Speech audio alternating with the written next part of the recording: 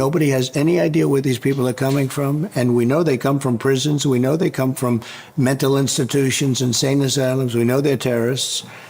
Nobody has ever seen anything like we're witnessing right now. It is a very sad thing for our country. It's poisoning the blood of our country.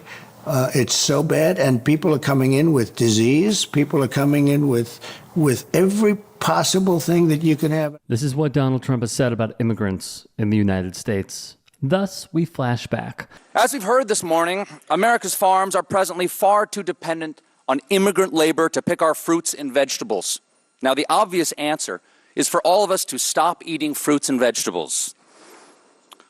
And if you look at the recent obesity statistics, you'll see that many Americans have already started. To when Stephen Colbert ruthlessly trolled the Trumps, the Steve Kings, and the Ron DeSantises of the world in his congressional testimony on how the United States cannot afford to fuck around on the subject. We have people coming into the country, or trying to come in. We're stopping a lot of them. But we're taking people out of the country. You wouldn't believe how bad these people are. These aren't people. These are animals. And we're taking them out of the country at a level and at a rate that's never happened before. Poisoning the blood. Animals. The intentional, disrespectful rhetoric Trump uses is a playbook of white supremacy when it comes down to it. So we do not want immigrants doing this labor. And I agree with Congressman King, we must secure our borders. Of course, I'm sure Arturo Rodriguez is saying, who then would pick our crop, Stephen? First of all, Arturo, don't interrupt me when I'm talking. That's rude. Second, I reject this idea that farm work is among the semi-mythical jobs that Americans won't do. Really? No Americans. I did. As part of my ongoing series, Stephen Colbert's Fallback Position, where I try other jobs and realize that mine is way better. I participated in the UFW's Take Our Jobs campaign, one of only 16 people in America to take up the challenge. Though that number may increase in the near future, as I understand, many Democrats may be looking for work come November. This congressional testimony has aged like a fine wine, with the aid of conservative lawmakers, aides, and fans pushing anti-immigrant, pro-white policies. The fact is, we need migrants more than ever. The first and most urgent action when we win will be the sealing of the border, stopping the invasion, drill, baby, drill, send Joe Biden's illegal aliens back home. We'll do all of those things, and we're going to have to do them fast because no country can sustain what's happening in our country. It's called the migrant crime, and it's far more deadly than anybody thought. It's migrant crime. It's a new category of crime because we have millions and millions of people, and they came from prisons and jails.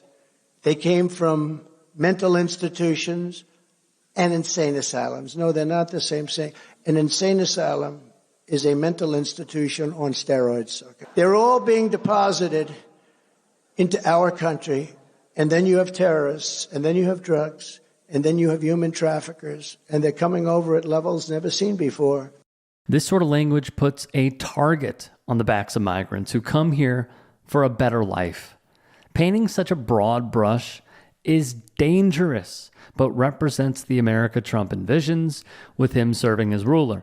Now, I'll admit, I started my workday with preconceived notions of migrant labor. But after working with these men and women, picking beans, packing corn, for hours on end, side by side, in the unforgiving sun, I have to say, and I do mean this sincerely, please don't make me do this again. It is really, really hard. For one thing, when you're picking beans, you have to spend all day bending over. It turns out, and I did not know this, most soil is at ground level. If we can put a man on the moon, why can't we make the earth waist high? Come on, where is the funding? This brief experience gave me some small understanding of why so few Americans are clamoring to begin an exciting career as seasonal migrant field worker. It's true, though Donald Trump would say otherwise. And I will tell you, the biggest threat to your unions is millions of people coming across the border. because you're not going to have your jobs anymore. Even that good-looking, strong guy with those beautiful muscles, he's not going to have his job because they'll have somebody else take it for 1/3 the price and, et cetera, et cetera. You're not going to, right? Look, he's agreeing. Don't laugh. He's laughing. Don't laugh. I mean, we got to be serious here. The truth is, when you have millions of people coming in, they're going to take your jobs. They're going to take the Teamster job. From Trump, Kerry Lake, and others using invasion and taking jobs. Sadly, their diatribes are not based in reality, but the foresight of harvesting racist voters to give them a nod at the ballot box. So what's the answer? Now, I'm a free market guy. Normally, I would leave this to the invisible hand of the market, but the invisible hand of the market has already moved over 84,000 acres of production and over 22,000 farm jobs to Mexico, and shut down over 1 million acres of U.S. farmland due to lack of available labor. Because apparently, even the invisible hand doesn't want to pick beans. True. Because we saw this in Florida.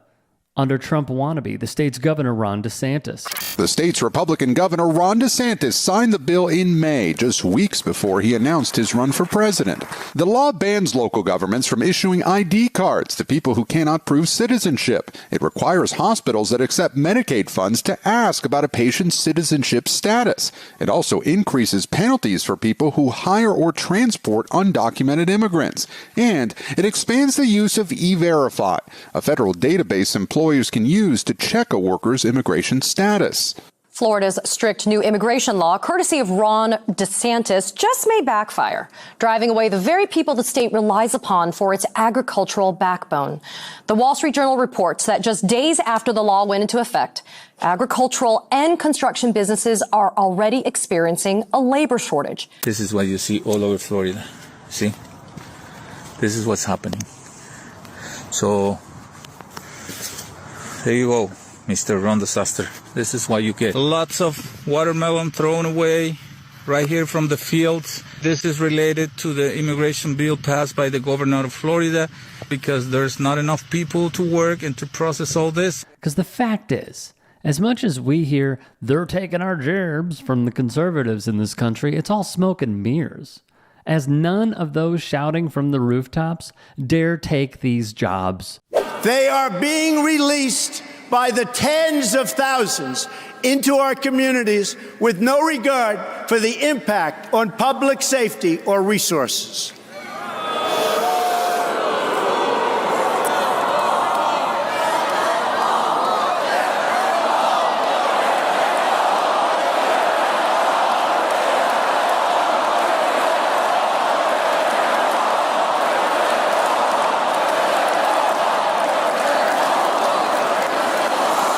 It's their North Star, their blueprint, their racist dog whistle. And unless we vow to band together, these inhumane voters will get their way.